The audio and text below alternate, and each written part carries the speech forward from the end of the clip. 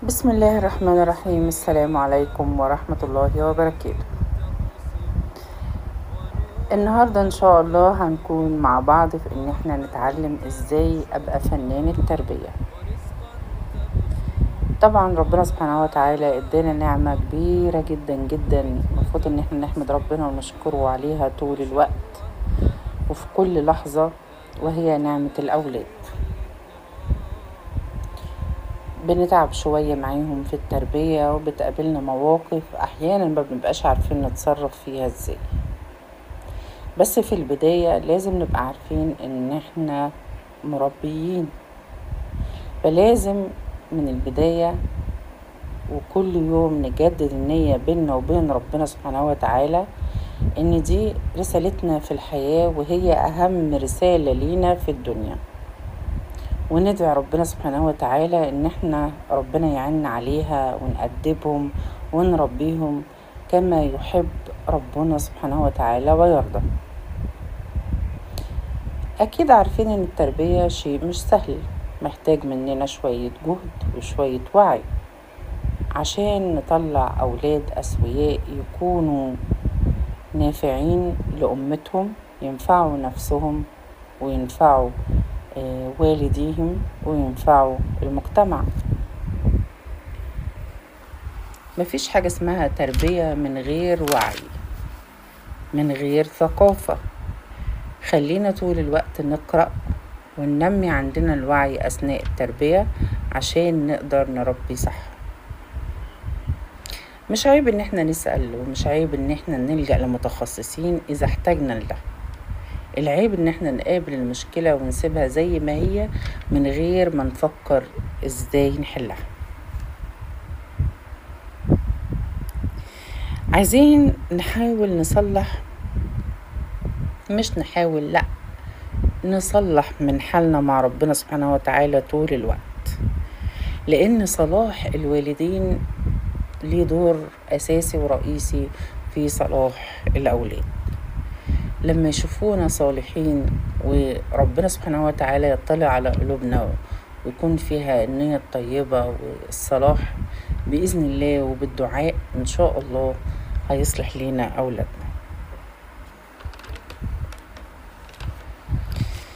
الخلق اللي نحب ان ولادنا يتحلوا بيه من البداية المفروض ان احنا نتحلى بيه. ما ينفعش اطلب من ولادي ان هم يكونوا صادقين وانا بكذب، ما ينفعش اطلب منهم يصلوا واحنا ما بنصليش او مش ملتزمين في الصلاة. اي شيء حابين ولادنا يكونوا عليه نعمله احنا الاول.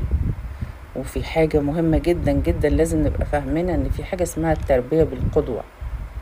كلام الكتير ما بيتطبقش منه ولا حتى 1%، ولكن القدوة والمثل تلاقيه تلقائي، هم بيكتسبوا هذا الخلق وبيطبقوه من غير أي مجهود مننا.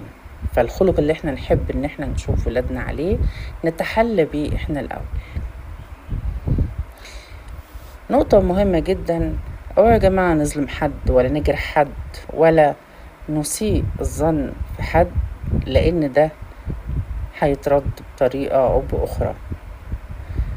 وأهم حاجة وأخطر شيء إن الرد هنا بيجي في الأولاد، فلازم نراعي ضمائرنا كويس جدا ونتقي الله كويس جدا جدا في معاملتنا مع الناس، ونتقي الله في الأكل والشرب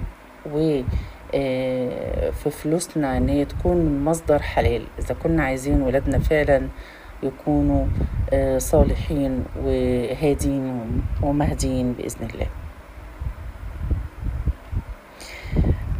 أثناء التربية هنقابل مواقف وشوية مشاكل، وده شيء عادي جدا بيحصل، وبتبقى أحيانا تذكير من ربنا سبحانه وتعالى لينا علشان ناخد الخبرة الكفاية اللي تخلينا نعرف نتعامل معاهم، وكمان عشان نؤجر طول مسيرة التربية.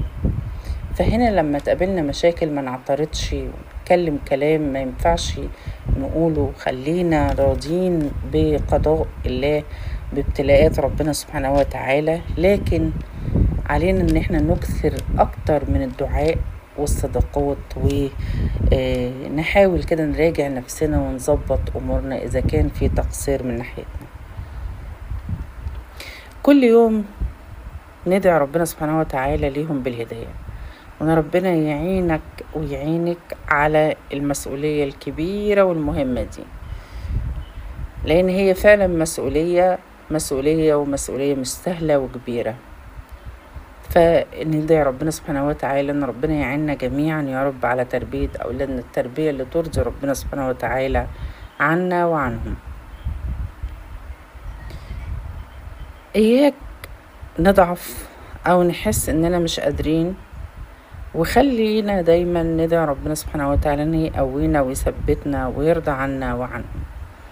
منجيش نستسلم ونقول خلاص مش نافعين، والكلام اللي بنقوله السلبي اللي بيكون خطر علينا قبل ما يكون خطر عليهم هم.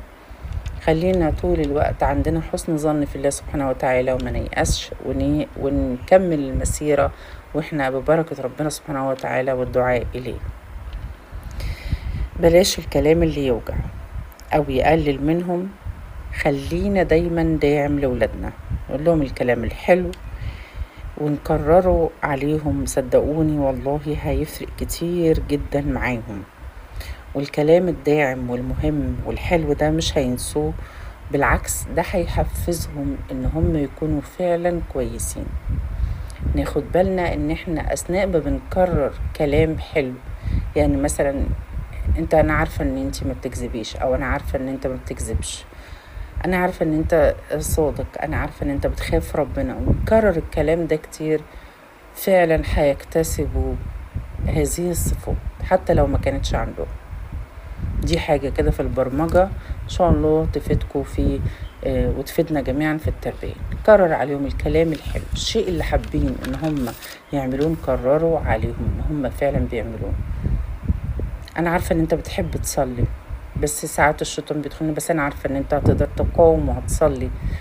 انا عارفة ان انت بتحب ربنا وبتحب الصلاة، وعارفة ان انت اكيد هتلتزم في الصلاة ومش هتأثر فيها تاني. الكلام ده اللي يخلي فعلا عندهم طاقة واستعداد لان هم ينفذوا الفعل ده، ان هم فعلا يصلوا.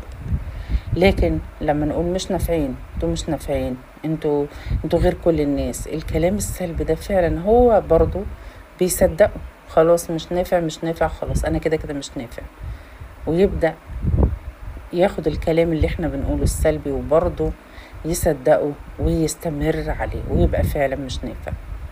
فأيهما نفضل؟ لا، انا اقول الكلام الكويس، الكلام المشجع، الكلام الحلو الايجابي اللي يدعمهم. خليهم حتى لو الحاجات دي هي مش فيهم، ما بيعملوهاش، لا هيبدأوا يتشجعوا ويعملوها. عقلهم نفسه هيصدق الكلام وهيخليهم يديهم الاوردر ان هم ينفذوا الافعال الايجابية اللي احنا بنقولها لهم وبنكررها عليهم طول الوقت. احنا حابين نربي تربية كويسة، يبقى لازم نجتهد ونسعى لها. تربية ما بين سهلة وما بين صعبة. سهلة إذا اتقينا الله سبحانه وتعالى فيهم وجددنا النوايا والتزمنا وبقى عندنا وعي كفاية بالتربية، وصعبة في نفس الوقت لأن احنا نتعامل مع شباب ومع أطفال المغريات حواليهم كتير، مش احنا بس اللي بنربي، لا في حاجات كتير قوي بتربي معانا، التلفزيون والسوشيال ميديا والناس والمدرسة والجامعة وده كل دول بيربوا معانا، فليهم تأثير، وخصوصا ان هما بيقضوا يعني وقت اكبر في هذه الاشياء. فلازم في البيت الحبة اللي بيكونوا معانا فيهم لازم يكونوا صح بوعي وعلم وثقافة، عشان نقدر فعلا نربي التربية الصح اللي نتمناها، ولما نقابل ربنا سبحانه وتعالى نكون اجتهدنا فعلا ان احنا نربيهم تربية صح، ويكونوا هم فعلا ان شاء الله متربين التربية الصح اللي ربنا يرضى عنا وعنهم بيها بإذن الله. اتمنى تكون الحلقة عجبتكم، وان شاء الله هنكمل بكرة بإذن الله في حلقة جديدة ازاي تكوني فنانة تربية. شكرا.